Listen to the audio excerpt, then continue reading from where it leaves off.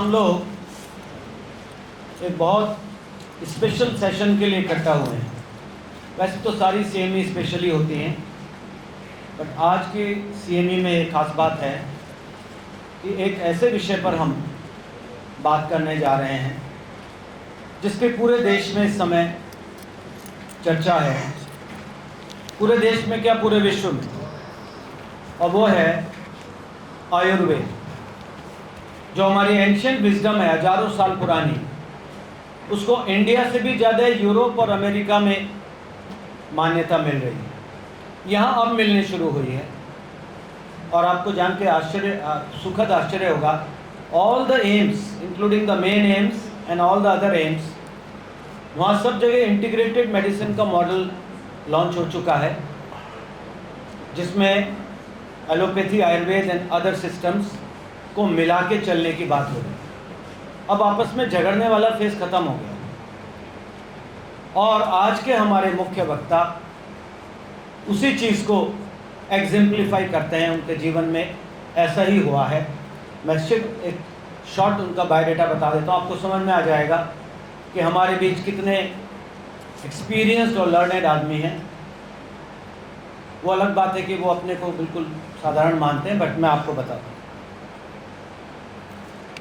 Doctor Alok Sharma bachelor of Ayurveda हैं 1978, MD Ayurvedic medicine 1983, NIA Jaipur.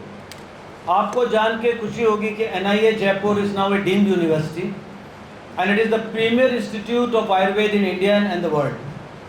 National institute of Ayurveda Jaipur, वहाँ से इन्होंने MD किया, और MD के दौरान इन्होंने एक बहुत कमाल की चीज़ करी।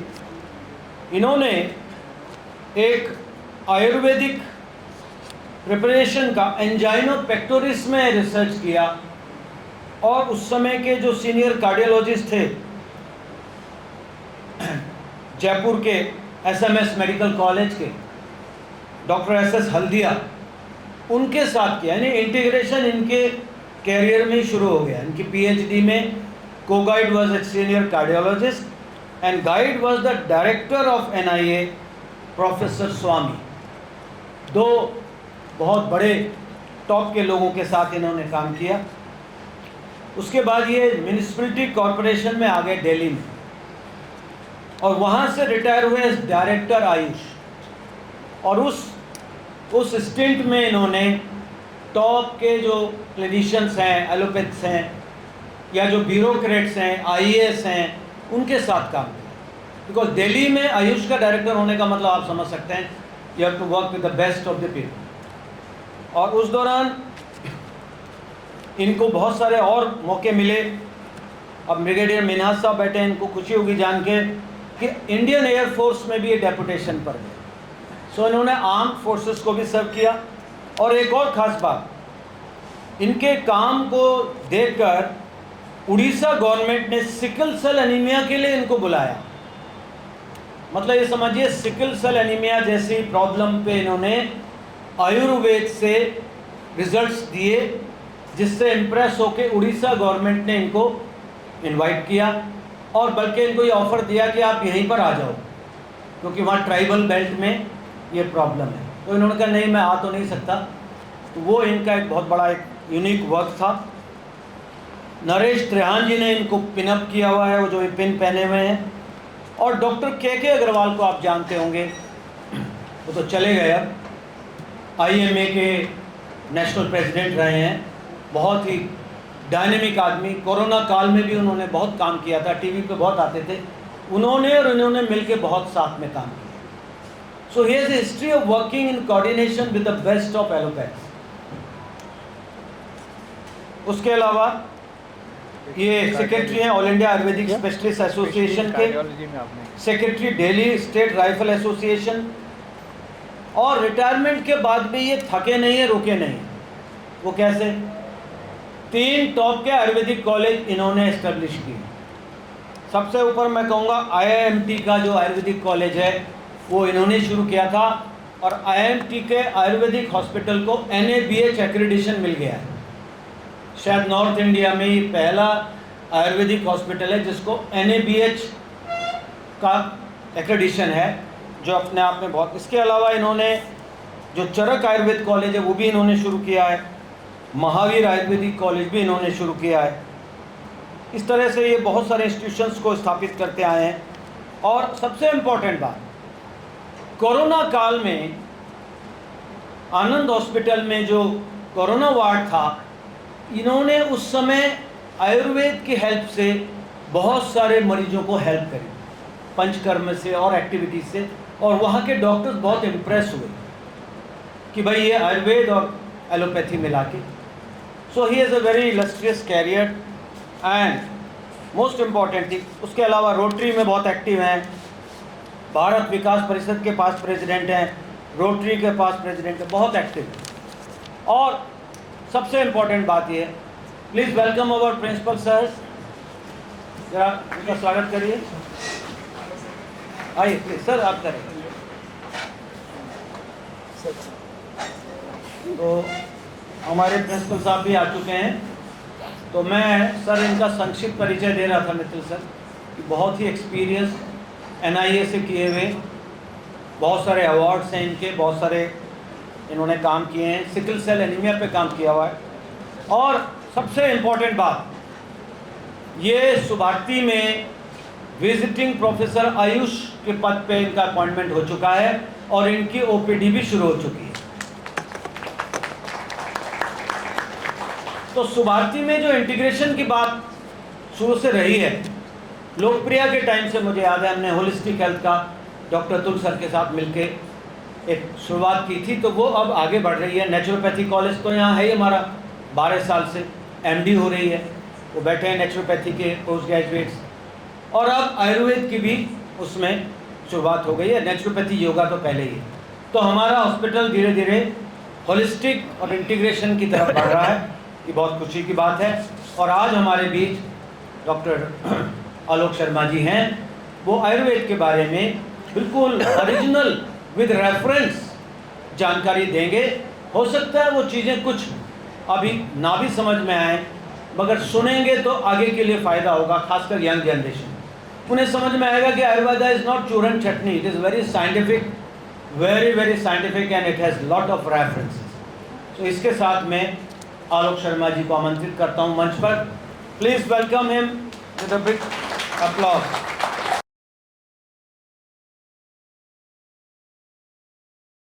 जब से सुभारती में आया, जय हिंद बोलना सीखा, और मुझे बहुत अच्छा लगा कि मैं उस कैंपस में आया जहाँ हिंद को जय करा जाता है। आज का डे बहुत विशेष है, ख़ास तौर से मेरे लिए और आप सबके लिए। आज अनंत चतुर्दशी है, हम गणेश जी का पूजन करते हैं, विसर्जन करते हैं, और शाम को अपने पितरों का आह्वान करते हैं। पितृ मतलब हमारे पूर्वज, हमारा पूर्व ज्ञान, उन सबसे कनेक्ट होते हैं। उस दिवस पर, उस पल में ये कोई कोइंसिडेंस आप मान सकते हैं, पर ईश्वर का आदेश है कि आज ही आयुर्वेद के बारे में, उस आयुर्वेद के बारे में जो आपका सबका आयुर्वेद है, मेरा आयुर्वेद व्यक्तिगत नहीं है, हम सब ने पीढ़ी दर पीढ़ी जिया है, हमने पाला है। हो सकता है कुछ समय के बस हम भूल गए हों, उस आयुर्वेद को मैं आपसे केवल एक शेयर कर रहा हूँ, आपका साथी हूँ। आयुर्वेद मेरा अपना नहीं है, आयुर्वेद आप सबका है, ये याद दिलाने के लिए आया हूँ। तो इसलिए ये पूर्वज ही आपके बीच आ रहे हैं। मैं इसको सोचते हुए आ रहा था कि यार क्या 6 सितंबर डेट निकाली है, ईश्वर की लीला है, उसका धन्यवाद। और ये जो परिचय आपने सुना, ये मेरा परिचय नहीं है। मैं राहुल बंसल जी से कह रहा था कि बोले कि ऐसा ये प्रोफेशनल वो है, क्योंकि ये इस शरीर से काम हुए हैं, मैंने कुछ नहीं करा।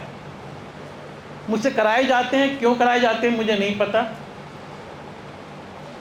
ईश्वर की लीला है। नेक्स्ट देखिएगा, आयुर्वेद है क्या। आयुर्वेद के बारे में लिखा, नास्ति आयुर्वेदस्य पारम। इसका मतलब है आयुर्वेद की कोई अंत सीमा नहीं है, मतलब आयुर्वेद की कोई सीमा ही नहीं है। ये डिमार्केशन तो आज हमारे क्रिएशंस हैं, बाउंड्रीज तो हमारे क्रिएशंस हैं। आयुर्वेद हमारा सबका है और आज आप जब भी जो कर रहे हैं, जो चिकित्सा कर रहे हैं, सब आयुर्वेद की चिकित्सा कर रहे हैं। औषधि नामों पे ना जाएं, फार्माकोलॉजी पर ना जाएं। अब देखिएगा एक शब्द बड़ा टिपिकल, एक आयुष और बीच में आ जाता है इंटरफेयर करने के लिए, हमको कंफ्यूज करने के लिए। आयुष ये इंग्लिश का शब्द है, लगता हिंदी का है। आयुष मतलब A for Ayurveda, Y for yoga, U for Unani, S for Siddha, S for homeopathy. ये मिलके आयुष बना, आयुष मंत्रालय बना। लगता हिंदी का पर अंग्रेजी का शब्द है। और साथ में तिब्बती मेडिसिन भी इसमें आ गई है, लिख नहीं पा रहे, आयुष का एक शब्द बिगड़ जाएगा। तो ये सारी पैथी जितनी भी वर्ल्ड वाइड हैं, उनकी जननी, ओल्डेस्ट जो हमारे पूर्वज हैं, वो आयुर्वेद है, सभी पैथियों की। इवन समय आज नहीं है, अगर हिस्ट्री मेडिसिन पर बात होगी तो बताऊंगा, हिप्पोक्रेटस जी का भी इसी आयु से संबंध रहा है। उनकी लिखी हुई मैंने बुक्स पढ़ी हैं, पढ़ने का मुझे मौका मिला, बहुत रेयर बुक्स हैं उनकी। उन्होंने अपनी बुक्स में भी ये वर्णन करा है। और ये मैं नहीं कह रहा, डॉक्टर गलीथन जिनको आप सब जानते हैं, वेल नोन है, उनका भी ये कोटेशन है कि इससे बाहर कुछ नहीं है। नेक्स्ट, अब कहने के साथ ये आयुर्वेद है क्या? मैंने श्लोक मूलतः लिखा है इसलिए कि आप ये माने कि मेरी कोई अपनी भाषा या मेरा कोई अपनी वो नहीं है। जिस शास्त्र में आयु है, जिस शास्त्र के द्वारा आयुष्य की प्राप्ति होती है, उसे आयुर्वेद कहते हैं। मतलब जिसमें आयु का हम मेंटेन कर लेते हैं, जो हमारा कंसीव टू डेथ, शरीर छोड़ने तक जो बीच का पीरियड है, उसकी मेंटेनेंस, उसकी उपाय कैसे करें, वो आयुर्वेद है। क्या कोई बता सकता है कि इसमें कहाँ डिमार्केशन है कि साहब ये पैथी वो पैथी? सिंपली साहब महर्षि चरक ने उस काल में इस परिभाषा लिखी, क्योंकि प्रेम्बल है। नेक्स्ट, अब इस आयुर्वेद का एक होता है प्रेम्बल में लिखना पड़ता है, जैसे कॉन्स्टिट्यूशन भारत सरकार का कि ये हमारा हुआ है, तो ऐसी आयुर्वेद का प्रेम्बल है कि प्रयोजनम चास्य स्वास्थ्य रक्षणम आतुरस्य विकार प्रश्नम। ये परिभाषा जो लिखी महर्षि चरक ने लिखी। इसका अर्थ आयुर्वेद का प्रयोजन स्वस्थ पुरुष के स्वास्थ्य की रक्षा करना और रोगी व्यक्ति के रोग को दूर करना, ये प्रेम्बल है। मैं एक चीज कोट और करूंगा कि ये चरक की परिभाषा है। अब महर्षि सुश्रुत आ गए, शल्य के मास्टर, सब लोग अब बहुत लोग एक्सेप्ट करते हैं। उनकी परिभाषा थी कि पहले स्वास्थ्य की रक्षा करना। अगर रोगी आया है शल्य वाला, तो पहले स्वास्थ्य की रक्षा करो, बाद में उसको बनाना जो है, मतलब ये नहीं कि मतलब चिकित्सा करना पहले, उसके बाद रक्षा करना। क्योंकि इमरजेंसी में पेशेंट आया शल्य में, तो पहले तो आप सर्जरी करेंगे ना। ये सुश्रुत की थी। देखिए कितना हाई टेक उन लोगों का वर्क था कि चरक अपना लिखे कि पहले रक्षा करना, क्योंकि मेंटेन करना, चलाना है। सुश्रुत ने लिखा पहले भैया उसकी चिकित्सा कर लो, फिर देखना क्या करना है उसको। नेक्स्ट, आज एक बड़ा आरोप लगता हैगा, कोरोना पीरियड में तो बहुत डिबेट हुई थी। मुझे भी कई बार डिबेट्स में क्या कहते हैं ना, बहुत गर्मा गर्म डिबेट्स जो होती है टीवी चैनल वाली या मीडिया वाली, पढ़नी पड़ती थी। Ayurveda versus IMA, Ayurveda versus IMA. अब देखिएगा ये जो विभाजन लिखा हैगा आयुर्वेद का, उसमें पहला पॉइंट क्या है? चिकित्सा, मेडिसिन, ज़्यादा टाइम नहीं लूँगा, वेल नोन। दूसरा Shalakya, ENT, well known, define बाद में कर लेंगे आयुर्वेदिक ईएनटी को। शल्य तंत्र, वेल नोन। अगर तंत्र, जूरिस्प्रूडेंस, मॉडर्न जूरिस्प्रूडेंस पोस्टमार्टम वगैरह में आता है। हमारे में विश्व विज्ञान पूरा का पूरा है कि किस वनस्पति से, किस से खाने से क्या होता है, और ये विश्व कैसे इमरजेंसी मेडिसिन में काम आते हैं। आपको ताजुब ये बहुत होगा, क्योंकि विश्व की स्पीड बहुत फास्ट होती है, उनको हम शोधित करके इमरजेंसी में यूज़ करते हैं। ये बड़ा क्लेम लगता है कि आयुर्वेद में इमरजेंसी नहीं होती, उसका भी उदाहरण है। एक आगा भूत विद्या, साइकेट्री। भूत विद्या को मैं और एक्सप्लेन कर सकता हूँ, पर अभी समय नहीं हैगा। आप साइकेट्री में इसको इंक्लूड कर सकते हैं। इसका मतलब साइकेट्री भी उसमें इंपॉर्टेंट पार्ट था, उस काल में 5000 साल पहले। कौमार भृत्य, सर पीडियाट्रिक्स की बात हो रही है ना, तो कौमार भृत्य भी डिस्क्राइब था। रसायन तंत्र, रसायन जो आपको आजकल हम कहते हैं कि बॉडी कैसे हमारी प्रॉपर है और कैसे हम जैसे बुड्ढे सुड्ढे थोड़ा मेंटेन रखे रहें, तो बॉडी चैनल्स को जो प्रॉपर अप करे, मेडिसिन और व्यवहार, आचार और व्यवहार, उसको रसायन कहते हैं, क्योंकि आचार रसायन बिहेवियरल थेरेपी होती है, उसमें मेडिसिन की जरूरत नहीं पड़ती। और बाजीकरण, एक काल में धर्म अर्थ काम मोक्ष की जब हमें उपलब्धि चाहिए तो काम के लिए हमें बाजीकरण भी चाहिएगा। तो ये 8 विभाजन आयुर्वेद के उस समय कर दिए गए थे अलग अलग, क्योंकि एक युग में तो इतना हमारा ज्ञान था कि हम एक बार सारे श्लोक याद कर लिया करते थे, हमारा बुद्धि बल कम होता चला गया, तो उन्होंने 8 डिवीजन करे कि और विकास करके लोग चिकित्सा कर सकें। Next slide.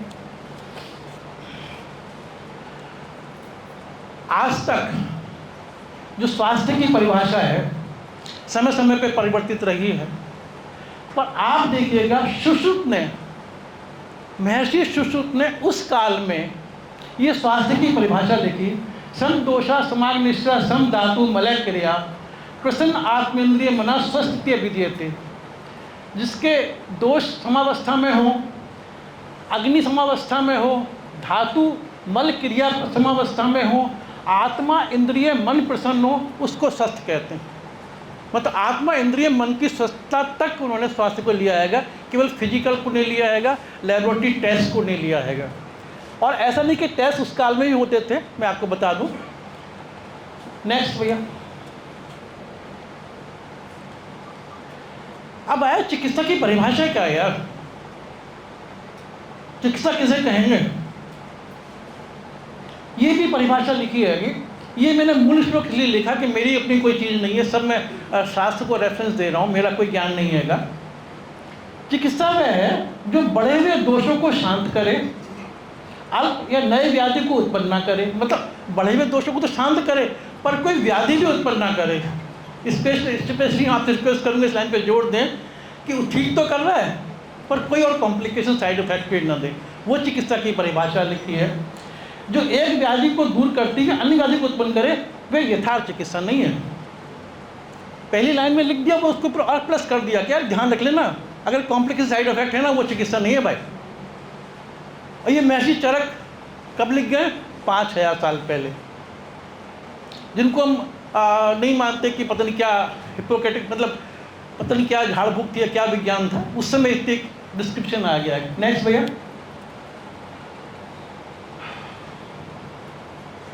अब कहेंगे व्याधि होती कैसे आयुर्वेद के अंदर। संक्षेपता वात पित्त एवं कफ, ये तीनों दोष कहेंगे। वात पित्त कफ हमारे आयुर्वेद के अंदर 3 दोष हैं। ये अगर समावस्था में रहते हैं तो धातु रहती हैं, धारण करते हैं शरीर को। विकृत होते हैं तो ये दोष हो जाते हैं, है ना। तो इन 3 दोष विकृत होने से इसमें शरीर में विभिन्न व्याधियाँ होती हैं। ये बहुत सा प्रश्न आता है कि साहब 3 दोष से इतनी व्याधि हैं यार, मैं अभी डिस्क्राइब नहीं कर सकता, कभी मौका देंगे तो वो बताऊंगा, पर 3 दोष से सारी व्याधियाँ होती हैं। नेक्स्ट में अब देखिएगा वात पित्त कफ का भी मैंने बात करी। आयुर्वेद वात पित्त कफ के बिना नहीं चलता, क्योंकि तो फंडामेंटल्स हैं। आज मैं चिकित्सा की बात नहीं कर रहा, बिल्कुल मैं औषधि की बात नहीं कर रहा, कि वो फंडामेंटल्स क्या हैं जिसमें सारी पैथीज खड़ी हैं।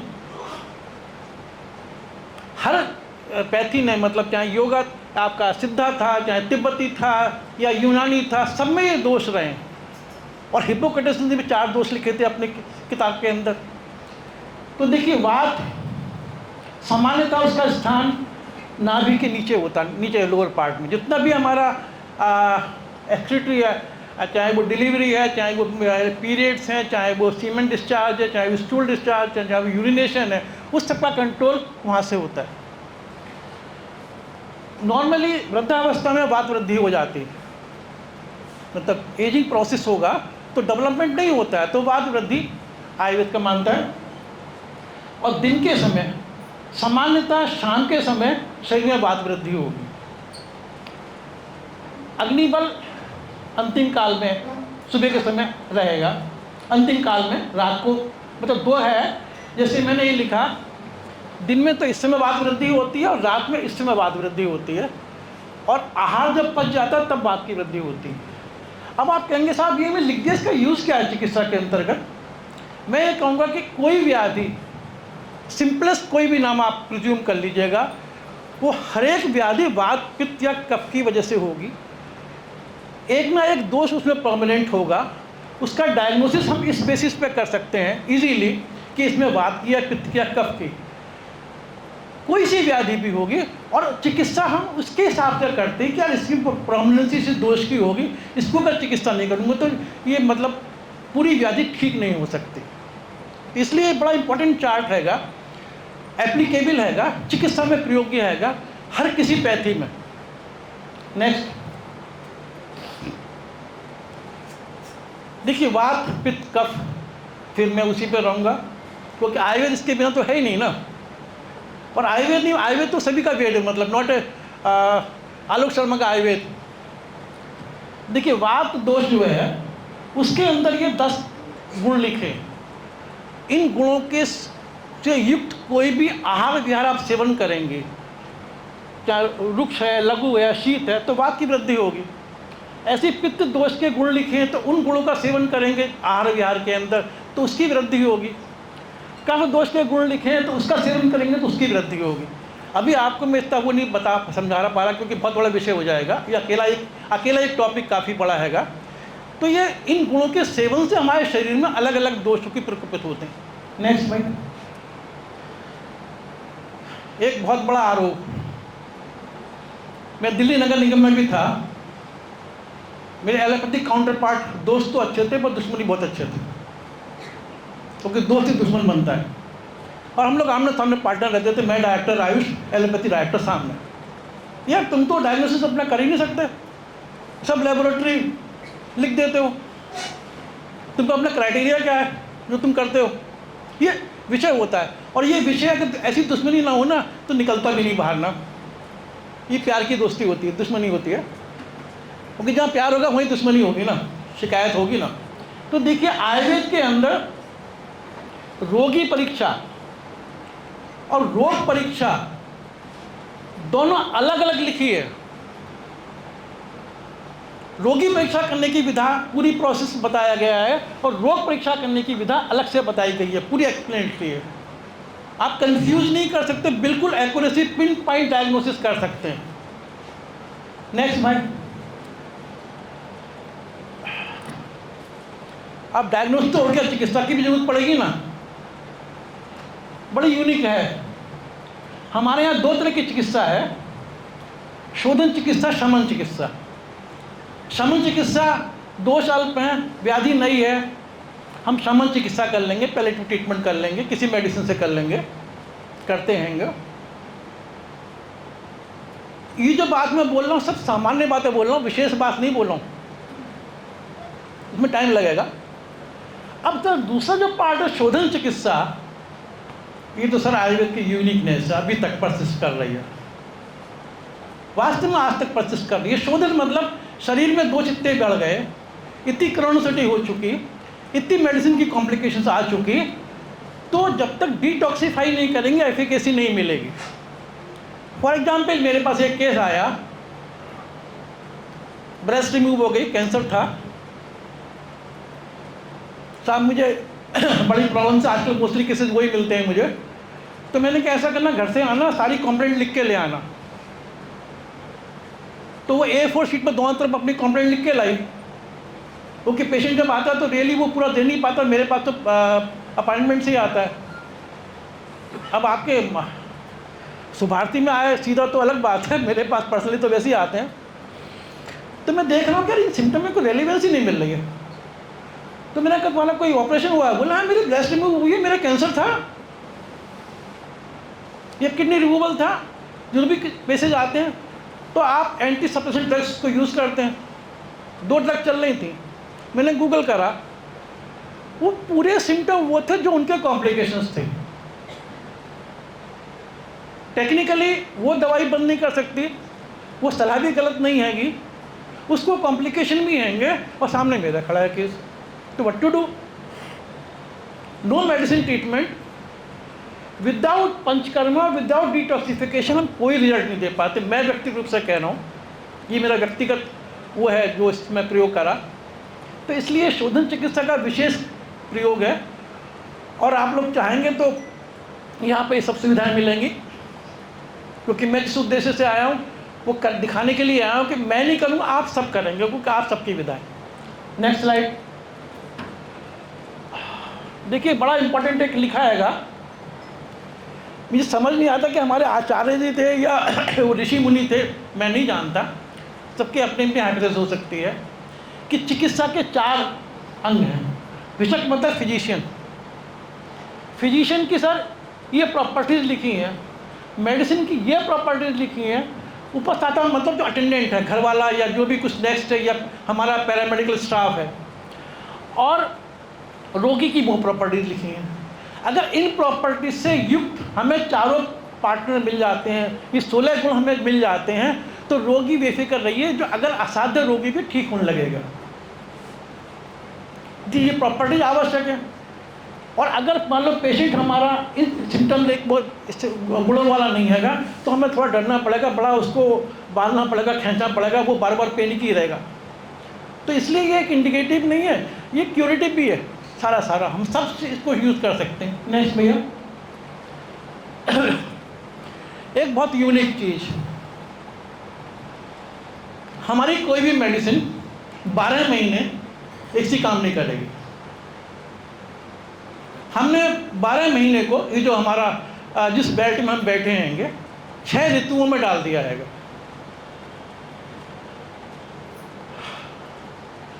नेक्स्ट स्लाइड करना, मैं बताता हूँ। वर्षा ऋतु पे आओ। नेक्स्ट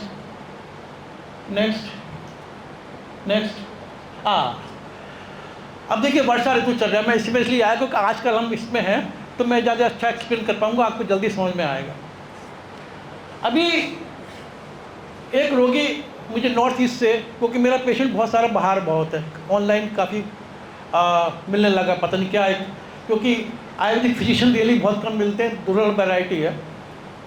तो उसको बड़ी प्रॉब्लम्स थी, स्नीजिंग, ये वो, कोल्ड और वाइस और सब मेडिसिन चल रही। आर्मी ऑफिसर लेडी है मोमडन, और वो मेरी भक्त है। बोले अंकल मैं तो बिल्कुल ठीक नहीं हो रही। तुमने बेटा हो कहाँ पर? बोले नॉर्थ ईस्ट में। मैंने कहा नॉर्थ ईस्ट में कैसा वहाँ माहौल है? तो बोले हर समय बरसात होती रहती है, ऐसा उमस है। मोमडन थी, नॉनवेज खाती थी, डर के प्रोटीन पे आ गई, प्रोटीन के लिए उन्होंने पनीर शुरू कर दिया। अब मैं एक प्रश्न कर रहा हूँ, मैंने लिखा है जाठराग्नि अत्यधिक दुर्बल, बल यहाँ पे अल्प। सामान्यतः हम सबके अंदर, नॉट रोगी, हम सबके अंदर बल भी सबसे कम होता है, जाठराग्नि सबसे मंद होती है पूरे साल की। अब वो महिला या वो रोगी अगर पनीर डट के खाएगी कि प्रोटीन कंपेंसेट हो जाएगी, तो उसकी तो अग्नि और मंद होनी है ना। उसके बाद तो उसको पानी भी डाइजेस्ट नहीं होगा, मेडिसिन की तो बात ही छोड़ दीजिएगा। तो पहला इंडिकेशन मेरा ये हुआ कि बेटा जो है ना, शाम को खाना नहीं खाना है, दलिया खा लेना है, पनीर बंद कर देना है, पानी बॉयल्ड पीना है। तो इस ऋतुचर्या का पालन से हम स्वस्थ तो रहते हैं हर मौसम के हिसाब से, अलग अलग। साथ में चिकित्सा का भी इंडिकेशन यहाँ पे है, क्योंकि हम चिकित्सा में वो पार्ट नहीं सोचते हैं मेडिसिन दे दी ठीक हो जाएगा। यार हमें वो भी देखना है। आयुर्वेद बहुत बदनाम है कि साहब परहेज कराना मजबूरी है, अगर ये इंडिकेट नहीं करेंगे तो उसको ठीक कैसे होगा। Next bite. तो ये ऋतुचर्या का चार्ट हर मौसम का अलग अलग है, कैपेसिटी अलग है, फिजिकल, जाठराग्नि सब डिफरेंट है। बेटा ये सब मैं आपको शेयर कर दूंगा, नॉट माई पर्सनल प्रॉपर्टी, लिखा है विश्व भारती मेडिकल हॉस्पिटल का ही प्रॉपर्टी है, आप सब ले लेना बेटा, कोई बात नहीं है। तो इसलिए हमें ऋतुओं का बहुत ध्यान रखना चिकित्सा में जरूरी है, इनका पालन करना जरूरी है। अगर हम व्यक्तिगत रूप से पालन कर रहे हैं तो हम स्वस्थ रहते हैं, और अगर मैं पालन नहीं करता तो 70+ में मुझे सुभारती नहीं रखता।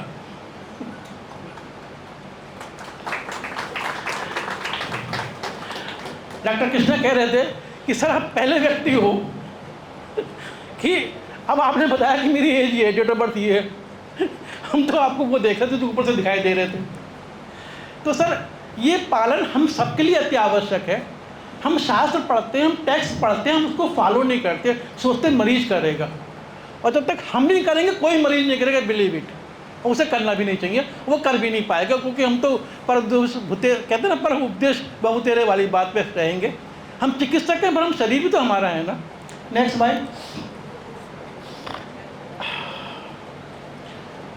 ये रेफरेंस मैं विशेष तौर से लाया इसी वजह से। मैंने लिखा भी शोधन कराते हैं हम लोग, डिटॉक्सीफाई कराते हैं। शोधन सर दो प्रकार से होता है, एक तो रोग परख, एक सीजनल। रोग परख, सीजनल। अगर हम ऋतुचर्या का पालन नहीं करेंगे तो निश्चित रूप से हमें कोई ना कोई दोष बढ़ेगा। तो शीतकाल, ग्रीष्म ऋतु, वर्षा ऋतु में संचित दोषों को क्रमशः इसी से आप निकालते हैं। एक ऋतु में शरीर में वात संचय हो गया, प्रकोपित वर्षा में हो रहा है, तो उससे हम वस्ती चिकित्सा करेंगे। और वस्ती और एनीमा में अंतर है, प्लीज़ मैं एक कर दूं, इस वस्ती को वस्ती के ढंग से समझेंगे तब आप समझ पाएंगे। अगर एनीमा कहेंगे तो आप अप्रोच नहीं कर पाएंगे। पंचकर्मा पे बोलने का विषय नहीं है तो मैं आगे एक्सप्लेन करता। शरीर में इन्फ्लेमेटरी प्रोसेस इंक्रीज हो रहे हैं, पित्त बढ़ रहा है, हम विरेचन कराएंगे। विरेचन परगेशन ही अगेन आई एम सेइंग, क्योंकि पित्त के अंदर हमारा आयुर्वेदिक फिलॉसफी ये है, हर सेल के अंदर मेटाबॉलिज्म होता है। मेटाबॉलिज्म जो होता है वो ड्यू टू पित्त होता है, और पित्त विदग्ध होता है तो इन्फ्लेमेटरी प्रोसेस बढ़ता है, तो इसलिए उसमें विरेचन कराते हैं। कफज व्याधियों में हम लोग वमन कराते हैं, तो ये मौसम के हिसाब से हम कराते हैं और रोग के हिसाब से भी कराते हैं। इसका एक कोटेशन मैं आपको दूंगा। कोरोना पीरियड में CRP इंक्रीज हो रहा था, मेरे लिए से नए शब्द थे बिल्कुल जो हैगा। अब मैंने सारा मॉडर्न ग्रेजुएशन में पढ़ा था। कोरोना में जब एग्रीमेंट हो गया कि हमें ट्रीट करना है तो मुझे CRP, DDMR और फेरेटिन सब पढ़ने पड़े थे। ये इन्फ्लेमेटरी प्रोसेस है। मैं उन केसेस के अंदर पित्त शमन की चिकित्सा करता था। अभिपत्ति का चूर्ण, आंवला, और इन सबसे मुझे बहुत आराम मिला था सर, क्योंकि पित्त शमन नहीं करेंगे तो इन्फ्लेमेटरी प्रोसेस बढ़ते रहेंगे। CRP के केसेस में ठीक है 4000 CRP पे एकदम रिकवरी नहीं मिलेगी बिना शोधन के, पर अच्छे नीचे वाले केसेस में देखिए CRP चेंजेस मिलेगा। नेक्स्ट भाई, एक बहुत बड़ा कंफ्यूजन जिसे मैं कहूँ कि हमारे यहाँ लिखे हैं कि इन वेगों का धारण शरीर में ना करें। अपान वायु, मतलब अपान वायु जो मैंने वर्ड लिखा पहला वाला, फ्लेटस, जो पेट में गैस हमारे पास होती है। सामान्यतः हर व्यक्ति को दिन में प्रपोर्शन अलग अलग होगा पर पास तो होती है। पर आज का एक सेक्टर ऐसा आ गया हैगा कि सभ्यता की बस, मतलब सभ्यता दिखाने के लिए आदमी उसको पास नहीं करता। सभ्यता दिखाने के लिए, सो कॉल्ड सभ्यता दिखाने के लिए उसकी मजबूरी विचार रोके बैठा है। तो उन दोष अपान वायु की अगर धारण नहीं कर रखा है, वेग रोध कर रखा है, तो मुझे गुल्म, उदावत, रुजा, क्लम, मूत्र मलवरोध, दृष्टिनाश, अग्निनाश, हृदय रोग, इतनी प्रॉब्लम क्रिएट हो रही हैं। ये मैं इंडिकेटिव इसलिए लाया हूँ, अगेन इंडिकेटिव ही वर्ड है मेरा, कि हम रोग तो देख रहे हैं प्लस उसकी लाइफ स्टाइल भी देख लें कि लाइफ स्टाइल में कोई चीज़ तो नहीं मिल रही है हमको। अगर लाइफ स्टाइल में चीज़ मिल रही है और लाइफ स्टाइल मॉडिफिकेशन कर लें ना, तो बिना मेडिसिन के भी ठीक कर सकते हैं। ये सलाह बहुत अति आवश्यक हो जाती है उन पेशेंट के अंदर कि ये प्रॉब्लम आ रही थी, तो देख तो नहीं लाइफ स्टाइल में क्या चेंजेस थे उसके। केवल हम टेस्ट करा लेंगे, मेडिसिन लिख देंगे तो ऑलवेज हम कंफ्यूज करेंगे, ये आयुर्वेद कहता है। नेक्स्ट स्लाइड बेटा, नेक्स्ट करो सर। ये 14 हमारे यहाँ वो लिखे हैं कि इनको रोकना बॉडी में नहीं चाहिएगा। तो इसको हम चिकित्सा में प्रयोग करें तो रोगी के लिए एक होलिस्टिक अप्रोच होगी। और सोचें जरूर, हृदय रोग तो इन्वॉल्व, हृदय कार्डियोलॉजी तो इन्वॉल्व करेगी, पर उसका कारण तो वहाँ छिपा पड़ा है ना। निदान परिवर्तन तो करेंगे ना, तभी तो चिकित्सा होलिस्टिक होगी। नेक्स्ट भाई, हाँ साहब, एक बहुत बड़ा दोष कि आयुर्वेद तो बहुत पुरानी चीज़ है, मतलब ये तो पता नहीं क्या कुछ है नहीं इसमें, जानवान कुछ नहीं करता है, जबकि आयुर्वेद आपका सबका है। आप देखिएगा क्या हमारे आचार्य को प्रॉब्लम आई थी, उन्होंने लिखा कि अगर किसी व्याधि का नाम आपको मालूम नहीं है तो लज्जित ना हो। आज का हमारे स्टूडेंट, नई जनरेशन सोचती है इस व्याधि का नाम तो किसी ने लिखा ही नहीं हैगा, देन व्हाट टू डू। और lifestyle, society, culture, place change होते रहेंगे तो नई नई व्याधि तो आती रहेंगी डिफरेंट सिम्टम्स से। नाम उसका हम नहीं रख पाए जब तक, हो सकता है डिफरेंट उससे कॉम्बिनेशन से नई व्याधि आ रही हैं, तो उस हालत में उन्होंने कहा है कि आप चिंता ना करें बेटा, क्योंकि अगर आपको दोष धातु मल विज्ञानम का, आयुर्वेदिक की फंडामेंटल्स का पता है, क्योंकि संप्राप्ति पैथोजेनेसिस तो उसी पे बनती है ना, आप किसी भी व्याधि की चिकित्सा कर सकते हैं। फॉर एग्जाम्पल, जब मैंने एंजाइना थीसिस के लिए छांटा, यूपी से गया था, बदमाश था, एलोपैथी में झुकाव था, पर मुझे यार एक ऐसी बीमारी को की चिकित्सा करें जो थोड़ा चैलेंजेबल होता है। जब तक आयुर्वेदिक में ऐसे पेशेंट कम आते थे, सीधा कार्डियोलॉजी में जाते थे। तो मैं मेडिकल कॉलेज की लाइब्रेरी में गया, एसएमएस मेडिकल कॉलेज, वहाँ की थीसिस देखी, सारी जितनी थीसिस सारी पढ़ डाली सर, परमिशन लेकर के। एक स्टूडेंट ने एंजाइना में गूगल से काम करा, एक स्टूडेंट ने एंजाइना में लहसुन से काम करा। मैंने कहा ये दोनों कॉम्बिनेशन बन जाए, एक तो इस बहाने में एंजाइना पढ़ लूँगा, मतलब एक प्रैक्टिकली मेडिकल कॉलेज में उन पेशेंट को देखूंगा ना जो अपने सीवियर पेशेंट आते हैं, और दूसरा ये कॉम्बिनेशन काम करेगा या नहीं करेगा, दोनों एक ही बात तो होगी, दोनों बात तो नहीं हो सकती ना। उसलिए फिर डॉक्टर हल्दिया को कन्विंस करा को गाइड के लिए, पर वो एक इतना बड़ा सीखने का विधान था। और आप ताज्जुब करेंगे, एंजाइना की या हेरेस्चूल की पैथोजेनेसिस लिखी हुई नहीं है, पर मैंने सिर्फ इसके बेसिस पे वो संप्राप्ति बनाई, क्योंकि मेरे पास ये फंडामेंटल था, ये आयुर्वेदिक की फंडामेंटल साइंस थी, उसके हिसाब से पैथोजेनेसिस बनाई। तब चिकित्सा का आंकलन हुआ कि इस पे अफेक्ट क्या हो रहा है, क्योंकि हम जो औषधि देते हैं वो कहाँ कार्य करें ये भी तो हमें असेसमेंट करना है। अगर हम थीसिस लिख रहे हैं तो ओपीडी में क्या कर रहे हैं वो एक विषय है, पर उसके पर्पज से तो हमें वो भी पिन पॉइंट करना पड़ेगा कि कैसे काम करी, कहाँ काम करी, कहाँ काम नहीं करी, क्योंकि अमृत तो कुछ नहीं है ना। नेक्स्ट भाई। हाँ सर, ये बहुत बड़ा आरोप, बहुत डिबेट, आयुर्वेद में सर्जरी नहीं है। मैं इसलिए कोटेशन दिखा कि देखिएगा, जो महर्षि सुश्रुत ने शस्त्रकर्म लिखे कि 8 प्रकार के शस्त्रकर्म होते हैं: excision, incision, scraping, puncturing, probing, extraction, drainage and stitching. हो सकता है आपके पास नमा और कोई आपने प्रकार जोड़ लिया हो, पर क्या 8 प्रकार से सर्जरी नहीं हो सकती? महर्षि सुश्रुत ने उस समय अगर ये मेंशन करा था, जिस समय करा था तो कुछ करते भी होंगे ना, मेंशन कहाँ से करेंगे? मैंने ये करता हूँ, पढ़ा, तभी तो मैं आपसे बात कर पा रहा हूँ ना। तो उस काल में इतनी सर्जरीज होती होंगी ना। ठीक है, काल की वजह से, पीरियड की वजह से वो मिसिंग हो गया, अलग बात है, मैं उसमें डिबेट में नहीं जाऊंगा।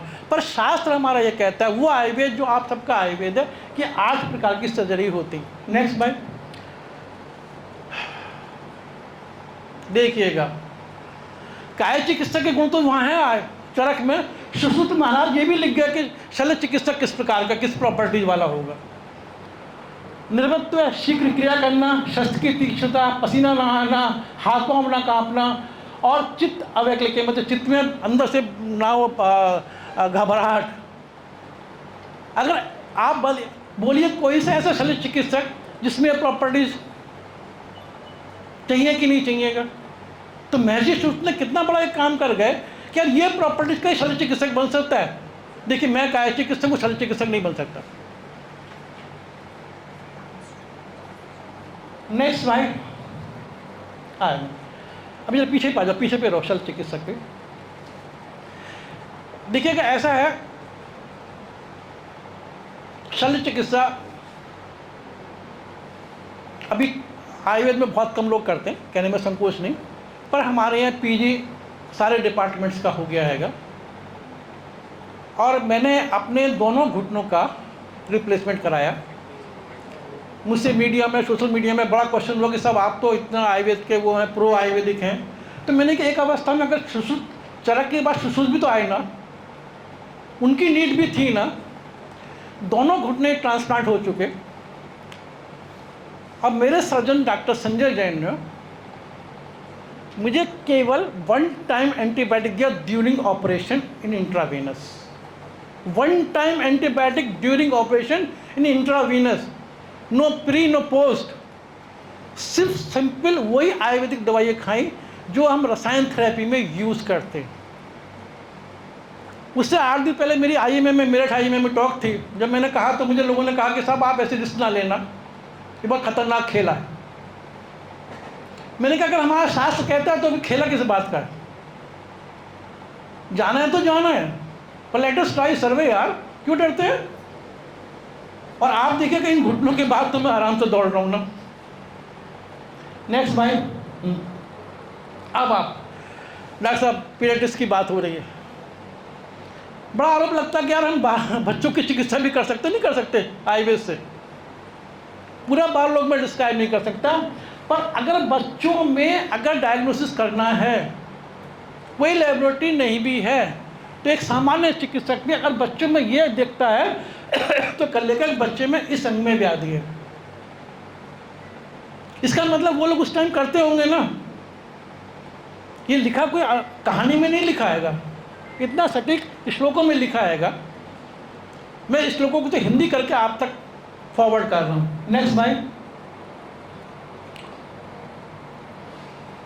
हाँ सर, गायनिक, स्त्री रोग प्रसूति, हमसे आयुर्वेद से बाहर वो भी नहीं है। उस काल से आसन प्रभा के लक्षण लिखे होंगे, जिसको डिलीवरी तुरंत होने वाली है उसमें ये लक्षण लिखे होंगे। क्या ये लक्षण नहीं आएंगे? अब ये लक्षण लिखे हैं तो इसका मतलब वो होते होंगे, देखे होंगे ना। उस काल में भी वैसी डिलीवरी होती थी, इस काल में जैसे होती है अभी कोई चेंज नहीं आया। कोई डिलीवरी का तो जिसके भी होना एक ही होना है ना, तो उस समय इतने लक्षण लिखना, मैं इसको मजाक नहीं कहूँगा। अगला श्लोक जो लिखा है मैंने, संशोधन चिकित्सा की विशेषता क्या है, जो आयुर्वेद वर्णित यूनिकनेस है कि देखिए एक संशोधन चिकित्सा से तो आप व्याधि को दबा देते हैं, ठीक ठीक ठीक है, पर संशोधन चिकित्सा से जो दोष बाहर निकल जाते हैं, व्याधि नहीं होती। कितनी यूनिकनेस है। उन हर व्याधि में जहाँ कॉम्प्लिकेशंस लगते हैं, जहाँ लगता है कि अब नहीं हो पाएगा, प्लीज़ एक बार संशोधन ट्राई तो कर सकते हैं। Next sir, last slide, uniqueness. मैं यूनिकनेस शेयर कर रहा हूँ। हम मोस्टली BD-TDS मेडिसिन लिखते हैं, दिन में 2 बार 3 बार ये लिखते हैं ना सर। मैंने जो देखा, अगर आपके पास कुछ और लिखते हो तो मुझे नहीं पता जो है। जितना मैं अभी तक 47 साल से प्रैक्टिस कर रहा हूँ, BD-TDS में काम चलता है ना, QID। हमारा औषधि सेवन काल आप देखिएगा इतना यूनिक है। अपान वायु विगुणता औषधि कब देनी, समान वायु विगुणता औषधि कब देनी, कौन सी व्यान वायु विगुणता औषधि कब देनी। फॉर एग्जाम्पल मैं समराइज कर रहा हूँ, अगर किसी को अपान वायु विगुणता है, अपान वायु विगुणता से मतलब उसको कॉन्स्टिपेशन परसिस्टेंट रहता है। आप चाहे लैक्टोलोज दीजिए, कुछ भी दीजिएगा, रहेगा उसको। यूरिनेशन प्रॉपरली नहीं होता है, पीरियड प्रॉपरली नहीं होता है, सीमेन डिस्चार्ज में रुकावट है, डिलीवरी में प्रॉब्लम है, पेनफुल है। अगर आप उस रोगी को भोजन डिनर से पूर्व हिंगवाष्टक चूर्ण देसी घी में मिला के पहले गस्से के साथ दे दें और आप कुछ दिन अभ्यास कर लें, आप देखिए अपान वायु विगुणता ठीक होने की वजह से सारी चीज़ों में आराम मिलेगा, चाहे स्त्री रोग है या पुरुष रोग हैं। तो ये औषधि सेवन काल इतना यूनिक लिखा हैगा। नेक्स्ट भाई। Thank you for attention. आप देख रहे होंगे मैंने इनको बहुत रोकने की कोशिश करी है, क्योंकि ये इतने भरे हुए हैं आयुर्वेद के ज्ञान से। 47 साल प्रैक्टिस करी है, एलोपैथ के साथ काम किया है सर, मैमसी और सफदरजंग एम्स में, सबके साथ इन्होंने काम किया। तो इसलिए अनुभव बहुत है। मगर मैंने इनसे कहा कि साहब आगे फिर रखेंगे, क्योंकि अभी लोग एकदम हजम नहीं कर पाएंगे।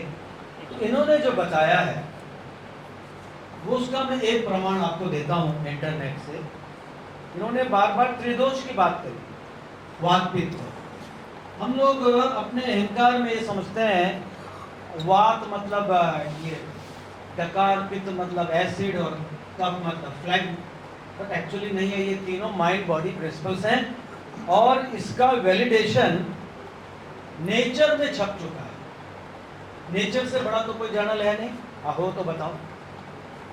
2015 का ये पब्लिकेशन है नेचर में, जो वेलियथन साहब, जो इन्होंने जिनका जिक्र किया, वेलियथन अभी 4 महीने पहले उनका शरीर पूरा हुआ है, was an established cardiac surgeon who invented cardiac valves, and he was the first vice chancellor of Manipal Academy of Higher Education.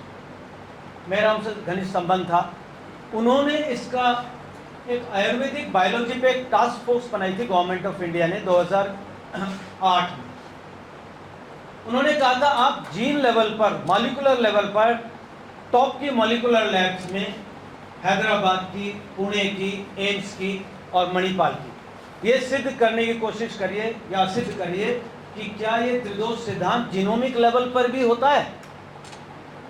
If it is true, it should be at the genomic level, and that was published, Genome-wide Analysis of Ayurvedic Prakriti in 2015.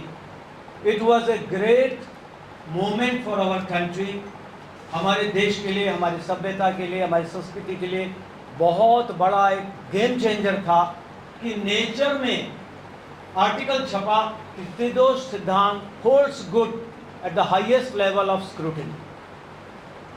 मगर इसके कोई चर्चा नहीं हुई, ना headlines बना। आप जानते हैं क्यों नहीं बना, बट ये है पेपर।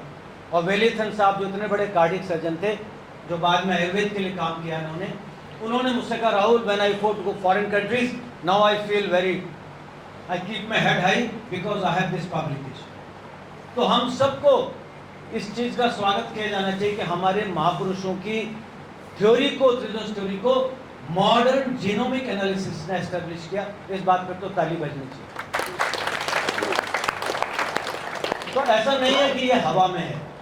हमारे सिद्धांत बहुत चेंज होते रहे। पहले हम जर्म थ्योरी में थे, मल्टीपल पोजीशन में आ गए, बट आयुर्वेद वहीं का वहीं खड़ा। त्रिदोष पे था, रामायण काल में भी, महाभारत काल में भी त्रिदोष पे था, आज भी वह ना 100 साल पहले मुझे तुमसे प्यार था, आज भी है और कल भी रहेगा। ये आयुर्वेद के लिए हम कैसे? तो ऐसा नहीं है, साइंटिफिक है और मिलकर काम करने की ज़रूरत है। आप हमारे अस्पताल में आ गए हैं और वहाँ पर आते हैं 3 दिन, तो मैं सभी HOD और सीनियर से रिक्वेस्ट करूँगा, खासकर डॉक्टर सुमित कांत झा से, कि जहाँ आपको लगे कि यहाँ पर हमारा अटक रहे हैं, हम नहीं हो रहा, you can take the help of this and you will see the results. मैंने देखे हैं, मैं अपने खुद का एक भगवान का नाम लेके कह रहा हूँ, 25 साल से मैं आयुर्वेद और योग के जीवन जीने की कोशिश कर रहा हूँ। पिछले 20 साल से मुझे एक बार भी एंटीबायोटिक नहीं खानी पड़ेगी, तो ज़रूर खाऊंगा, IV भी लगवाऊंगा, बट ज़रूरत तो नहीं पड़ी, ना कोई इमरजेंसी हुई। तो ये आयुर्वेद प्रिवेंटिव मेडिसिन है बेसिकली, बट क्यूरेटिव भी है, तो हमें आजमा के देखना पड़ेगा। अब 1-2 क्वेश्चन ले लेते हैं अगर किसी के हों। आप अभी नहीं, आप नहीं प्लीज, अभी नहीं, आपके बाद कोई बचेगा नहीं, आप लास्ट, आप लास्ट, आपको लास्ट, हम लोग चालू करते हैं आपके पहले, हाँ आपके कंक्लूडिंग होंगे, आप बोलिए। कोई क्वेश्चन बीच इसमें से, फैकल्टी में से?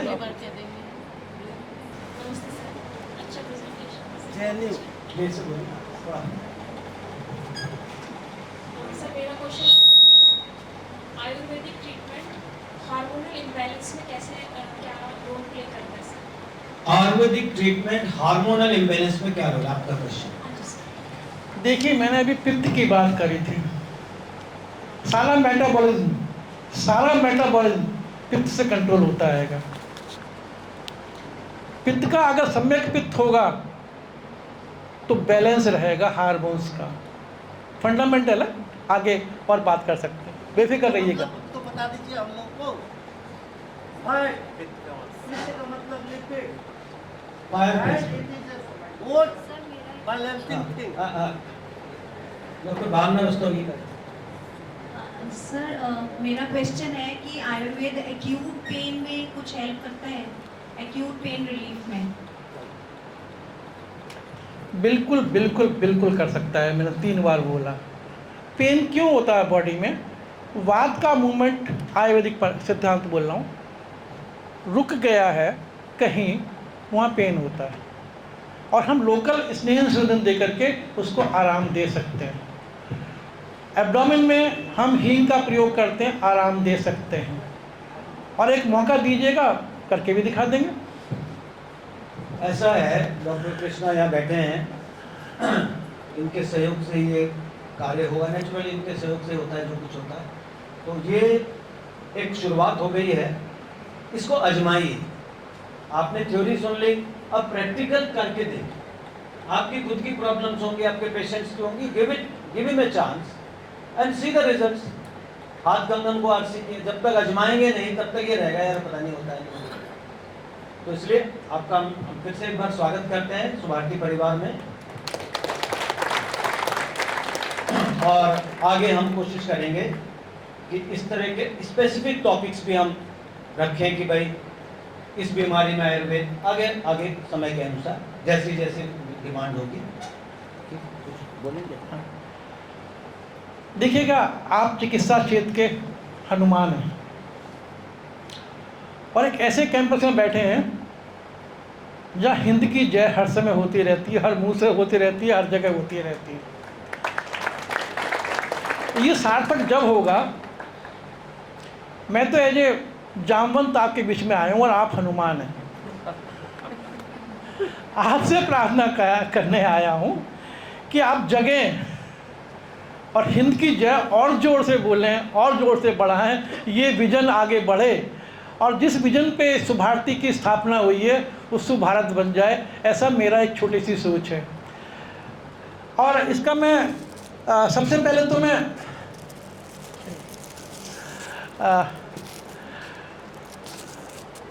सुभारती मैनेजमेंट का और डॉक्टर कृष्णा प्लीज़ एक रिक्वेस्ट है, प्लीज़ एक मिनट, इनको मैं एक छोटा सा कलेक्शन दे रहा हूँ। ये बुक्स हैं डॉक्टर संजय जैन की, मेरी नहीं है, और संजय जैन ने एलोपैथिक वर्सेस आयुर्वेद लिखा है।